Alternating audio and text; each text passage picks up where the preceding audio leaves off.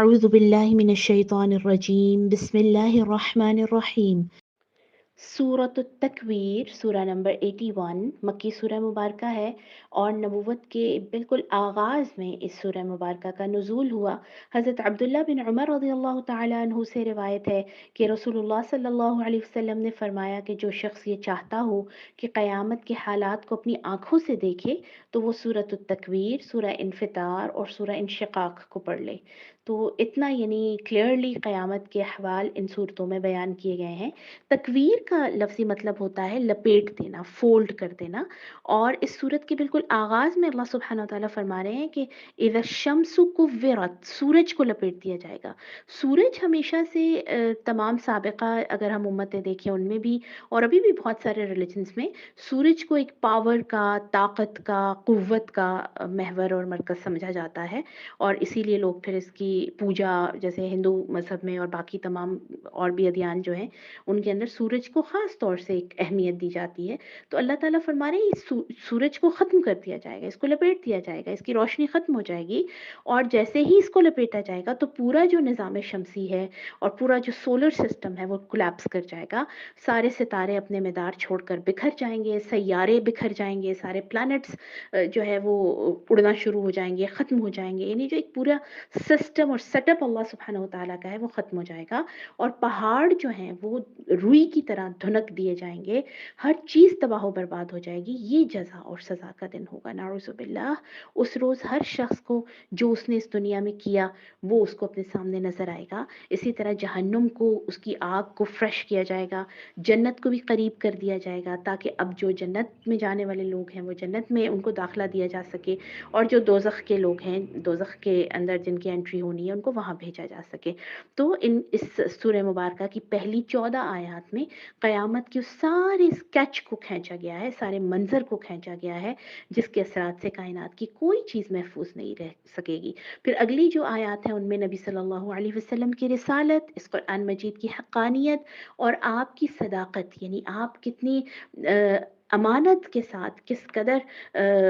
यानी मेहनत के साथ इस कुरान को दूसरों तक पहुंचा रहे हैं। और ये कुरान जो है ना ही कोई काहिन की और ना ही किसी जादूगर की तख्लीक है, बल्कि अल्लाह का कलाम है और इसे हज़रत जिब्राईल लेकर आए हैं। और जिब्राईल वो रसूल करीम हैं, यानी काबिल एहतराम मैसेंजर हैं कि जिन्होंने अल्लाह से इस पैगाम को रिसीव करके नबी सल्लल्लाहु अलैहि वसल्लम तक पहुंचाया। और फिर रसूलुल्लाह सल्लल्लाहु अलैहि वसल्लम ने भी कुरान के उस मैसेज को जूं का तूं यानी बिल्कुल एग्जैक्टली लोगों तक उसी तरह पहुंचाया कि जैसे उनको हुक्म दिया गया था। तो इसलिए कुरान की भी सदाकत है और नबी सल्लल्लाहु अलैहि वसल्लम की भी रसालत और सदाकत का ज़िक्र है। और फिर कुफ़ार के इस कौल की तरदीद की गई है कि किसी जिन या शैतान का कौल नहीं है, बल्कि ये हर उस शख्स के लिए नसीहत है जो अपनी ज़िंदगी में सीधे रास्ते का और सिरात मुस्तकीम पर चलने का तलबगार है। फिर इसी तरह क़यामत के वजूद पर एक बड़ी हैरत अंगेज़ दलील दी गई है कि अल्लाह के अदल का तकाज़ा है कि जिन लोगों को इस दुनिया में इंसाफ नहीं मिल सका,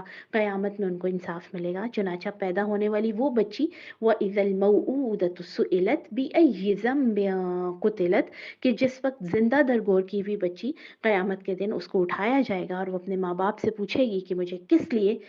जो है वो ज़िंदा दफन किया गया, तो उसे भी क़यामत के दिन ही इंसाफ मिलेगा। तो वो तमाम लोग जो आज दुनिया में समझते हैं कि उनको उनके साथ फेयर नहीं हो रहा, उनके साथ इंसाफ का मामला नहीं हो रहा, अल्लाह सुब्हानहू व तआला की उस वो जो क़यामत की घड़ी है या वो जो फाइनल एक मोमेंट है जिसके अंदर अल्लाह ताला हम सब के दुनिया में गुजरे हुए तमाम कामों का इंसाफ करेंगे, तमाम जुल्मों का बदला लिया जाएगा, उस दिन के ऊपर यकीन रखना चाहिए।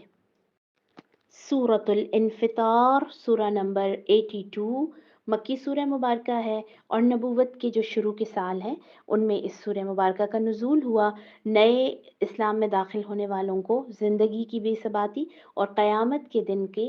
वक़ूअ पज़ीर होने की क़यामत आएगी और उस दिन फिर इंसान को अपनी इस ज़िंदगी का हिसाब देना होगा, उस हवाले से समझाया जा रहा है। और इन्फ़ितार का मतलब होता है फट जाना।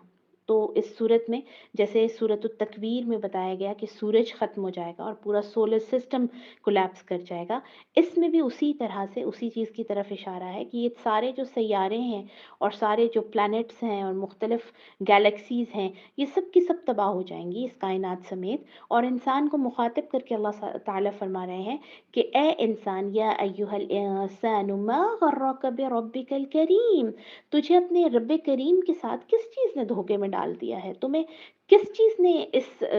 الوژن میں ڈال دیا ہے کہ وہ رب تجھے دوبارہ اپنے سامنے کھڑا نہیں کرے گا، جس نے تجھے پہلی دفعہ پیدا کیا، تمہیں اتنا خوبصورت بنایا، تمہاری شکل کو درست کیا، اس کے بعد کیا یہ اس کے لیے ناممکن ہے کہ تمہیں اسی سیمپل پر دوبارہ کھڑا کر دے؟ تو جس رب نے تمہیں پہلی دفعہ بنایا ہے اس کے لیے تمہیں دوبارہ پیدا کرنا مشکل نہیں ہے، اور اگر اللہ نے کسی کو عذاب نہیں دینا تھا اور جزا اور سزا کا تصور نہ ہوتا تو یہ جو تمہارے کندھے پر کرامن کاتبین ہیں جو تمہارے ایک ایک عمل کو لکھ رہے ہیں، ان کا پھر کوئی مطلب نہیں رہ جاتا تھا۔ اسی طرح اس سورہ مبارکہ میں یہ بتایا گیا ہے کہ قیامت والے دن معاملہ کسی کے اختیار میں نہیں ہوگا، کوئی کسی کی مصیبت کو یا عذاب کو کم نہیں کر سکے گا، بلکہ صرف اللہ کا حکم چلے گا۔ اس لیے جو آج اس دنیا میں مختلف آستانوں پر اور لوگوں جو مختلف لوگوں نے نیک لوگ یا بزرگ یا اس طرح سے اللہ کی مخلوق میں سے ہی خاص لوگ منتخب کیے ہوئے ہیں اپنی زندگی کو آسان کرنے کے لیے یا اللہ سے دعا مانگنے کے لیے کہ ہم اللہ سے ڈائریکٹ نہیں مانگ سکتے، ہمیں ان کے تھرو مانگنا ہوتا ہے، تو قیامت کے دن وہ تمام لوگ جو ہیں، یہ جو ان کو آج دنیا میں ان لوگوں کو ان پہ اپنی امیدیں رکھ کے بیٹھے ہوئے ہیں ان کی طرف دیکھیں گے بڑی امید سے، تو وہ کہیں گے کہ بھئی آج تو ہم اپنے آپ جوگے نہیں ہیں، ہم اپنے آپ کو نہیں بچا سک رہے، تمہیں ہم کس طرح سے تمہارے عذاب سے نکالیں گے؟ اسی لیے دنیا میں بجائے کسی اور کو راضی کرنے کے، کسی اور کی خوشنودی حاصل کرنے کے، اللہ کی خوشنودی حاصل کرنا ہی کامیابی کا ایک اکلوتا اور واحد راستہ ہے۔ قیامت کے دن ان نیکوکاروں کے لیے نعمتیں ہوں گی جنہوں نے اس دنیا میں الرٹ ہو کر، آنکھیں کھول کر اور دل اور اپنے دماغ کو زندہ رکھ کے اپنی زندگی گزاری، اور ان کافروں کے لیے عذاب ہوگا کہ جو سمجھتے تھے کہ یہ دنیا ختم نہیں ہونی، اور اگر ہو بھی گئی تو اس کے بعد کوئی جزا اور سزا نہیں ہوگی۔ سورہ المطففین، سورہ نمبر 83، مکی سورہ مبارکہ ہے، اور اس کا جو زمانہ نزول ہے وہ نبوت کے چوتھے اور پانچویں سال میں بتایا جاتا ہے۔ تطفیف کا مطلب ہے ہیرا پھیری کرنا، ڈنڈی مارنا، ناپ تول میں کمی کرنا۔ مطففین سے مراد وہ لوگ جو ناپ تول میں یعنی تولتے ہوئے یا کسی کو کوئی چیز دیتے ہوئے اس میں کمی کرتے ہیں، اور لیتے ہوئے تو پورا وزن کے مطابق چیز لیتے ہیں خریدتے ہوئے، لیکن جب دینے کی باری آتی ہے تو اس میں ڈنڈی مارتے ہیں یا اس میں کمی کرتے ہیں، تو ایسے لوگوں کے لیے ویل کہا گیا ہے، ایسے لوگوں کے لیے ہلاکت اور جہنم کی ایک گہری وادی کا تذکرہ ہے کہ یہ ان کا ٹھکانہ ہوگی، اور ان کے جو جرم ہے جو وہ ناپ تول میں کمی بیشی کرتے ہیں اس کے بدلے میں ان کو وہاں بھیجا جائے گا، نعوذ باللہ۔ اس صورت کا جو مضمون ہے اگر آپ دیکھیں تو اس میں قیامت کے دن کا بیان ہے، موت کے بعد کی منزلوں کا تذکرہ ہے، اور انسانوں کے معاملات کے فیصلوں کا تذکرہ ہے، اور دو خاص مقامات کا تذکرہ اس صورت میں ملتا ہے، علیین اور سجین۔ علیین کا مطلب ہے، علیین نکلا ہے علو سے یعنی بلندی، اور اس میں بتایا گیا ہے کہ جو نیک لوگ ہوں گے، ابرار ہوں گے، نیکوکار ہوں گے، جنہوں نے اپنی اس جو چند روزہ زندگی ہے اس کو اللہ سبحانہ و تعالیٰ کے احکامات کے مطابق گزارا ہوگا، وہ لوگ علیین میں ہوں گے، یعنی ان کی روحیں علیین میں ہوں گی، جو آسمان کی بلندیوں میں ایک خوشیوں والا اور عزت والا مقام ہے۔ اسی طرح نعوذ باللہ جو فجار ہوں گے، جو بدکار ہوں گے، جنہوں نے اپنی زندگی کو اپنی مرضی سے گزارا ہوا ہوگا، ان کی روحیں ان کے جسموں سے نکالنے کے بعد سجین میں قید کر دی جائیں گی، جو دکھ اور مصیبت کا گھر ہے، اور زمین کی تہ و سات زمینیں جو ہیں ان کے نیچے ایک قید خانے کے نما جگہ ہے، نعوذ باللہ۔ اس سے پہلی صورتوں میں بھی ہم نے دیکھا کہ دونوں جو نیک لوگ اور برے لوگ ان کا ایک کمپیریزن تھا، اس صورت میں بھی ایک نئے طریقے سے ان کا جو آخری ٹھکانہ ہے وہ بتا کر ایک کمپیریزن ہمارے سامنے رکھا گیا ہے کہ جو لوگ دنیا میں اپنے لیے نیکی کو پسند کر رہے ہیں، اللہ کے بتائے ہوئے رستے کو پسند کر رہے ہیں، ان کے ٹھکانے زمانے بھی پھر مختلف ہوں گے، ان کی دنیا میں بھی زندگی اور آخرت میں بھی مختلف ہوگی، اور اسی طرح وہ لوگ جو اہل کفر کی روش پر ہیں، جو دنیا میں ایمان والوں کا مذاق اڑاتے تھے، انہیں کمتر جانتے تھے اپنی محفلوں میں ان کا فن کے طور پر، کہ یہ دیکھو مولوی، اور یہ دیکھو جس طرح آج میں بھی آپ دیکھیں کہ ورچوئل جو محفلیں ہیں، ایک تو وہ محفلیں پہلے زمانے میں ہوتی تھی کہ لوگ بیٹھ کر دوسروں کے بارے میں باتیں کر رہے ہوتے تھے، مذاق اڑا رہے ہوتے تھے، اور آج کل تو آپ دیکھیے کہ سوشل میڈیا پر باقاعدہ گروپس بنے ہوئے ہیں الحاد کے اور لوگوں اسلام کے اور ایمان کے خلاف، اور باقاعدہ ایک دوسرے پہ تانے کسے جاتے ہیں کہ یہ جو سو کالڈ مولوی ہیں اور یہ ایمان والے اور یہ قرآن پڑھنے والے، اور اسی طرح ایمان کی مختلف اور اسلام کی مختلف شعائر کا مذاق، جیسے قربانی کا اور روزوں کا اور ان تمام چیزوں کا۔ تو قیامت کے دن انہیں پتہ چلے گا کہ کون بھٹکا ہوا تھا اور کون سیدھے رستے پر تھا، اور اسی طرح اہل ایمان اس دن خوش و خرم ہوں گے، اور کافر انکار کرنے والے ان تمام حقیقتوں کا، اللہ کی بتائی ہوئی ان تمام سچائیوں کا انکار کرنے والے اس دن مصیبت میں گرفتار ہوں گے، اور اپنے ان تمام کرتوتوں کے بدلے جو وہ دنیا میں کرتے رہے ہیں ایسی مصیبت میں ہوں گے کہ جس سے وہ نکلنا بھی چاہیں تو وہ نہیں نکل پائیں گے، نعوذ باللہ من عذابہ وغضبہ وقہرہ۔ سورۃ الانشقاق سورہ نمبر 84 مکی سورہ مبارکہ ہے، اور نبوت کے چوتھے اور پانچویں سال اس کا نزول ہوا۔ یہ وہ وقت تھا کہ جب نبی صلی اللہ علیہ وسلم کی دعوت کے مقابلے میں قریش کا بڑا سنگین قسم کا اور بڑا استہزاء پر مبنی،